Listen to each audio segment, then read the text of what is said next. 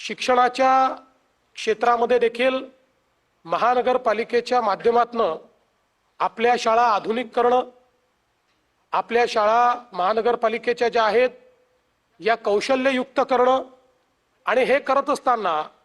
महानगरपालिकेच्या प्रत्येक शाळेमध्ये आमच्या मुलांना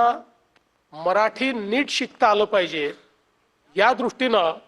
मराठीचीही लँग्वेज लॅब तयार करणं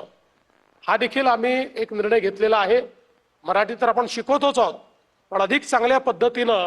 आपल्या मुलांना महानगरपालिकेच्या शाळेतनं मराठी शिकता यावं अशा प्रकारचा आमचा प्रयत्न त्या ठिकाणी असणार आहे।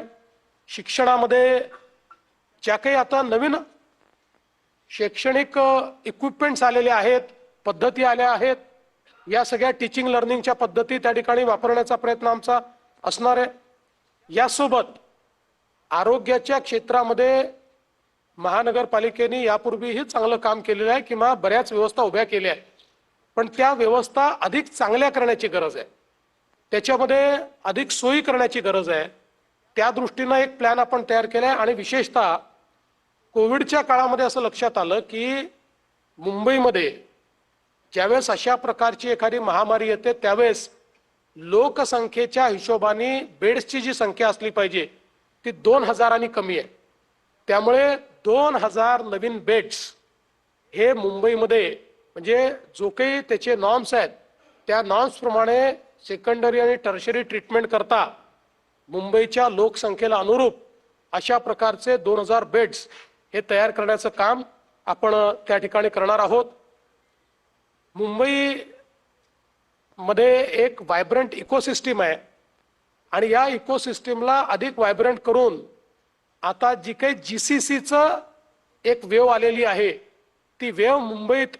आपल्याला कशी कॅच करता येईल, मुंबई आणि एमएमआर मध्ये त्याचे एक प्लॅनिंग आपण केलेलं आहे आणि त्या प्लॅनिंगच्या माध्यमातून मोठ्या प्रमाणात हाय पेड रोजगार हा मुंबईमध्ये तयार करण्याचा आपला प्रयत्न आहे। विशेषतः जी आपली तरुणाई आहे त्यांच्या हाताला काम मिळालं पाहिजे आणि त्यातनं रोजगारयुक्त अशा प्रकारची मुंबई आपण तयार करणार आहोत। मुंबई करता भविष्यातल्या पिण्याच्या पाण्याचा प्रश्न हा सोडवण्याच्या दृष्टीनं मला सांगताना आनंद वाटतो की अनेक वर्ष ज्या गारगाई प्रकल्पाच्या संदर्भात बोललं जात होतं पण त्याला 2 वेळा फॉरेस्ट आणि पर्यावरणाने मंजुरी नाकारली होती, त्याच्यामध्ये आपण सगळे नॉर्म्स पूर्ण केले आणि फॉरेस्ट आणि पर्यावरणाची मंजुरी मिळवली आणि आता त्याचं टेंडर देखील काढलंय। त्यामुळे हा प्रकल्प असा आहे सगळ्यात कमी खर्चाचा आहे, ग्रेडियंटनी पाणी येणार आहे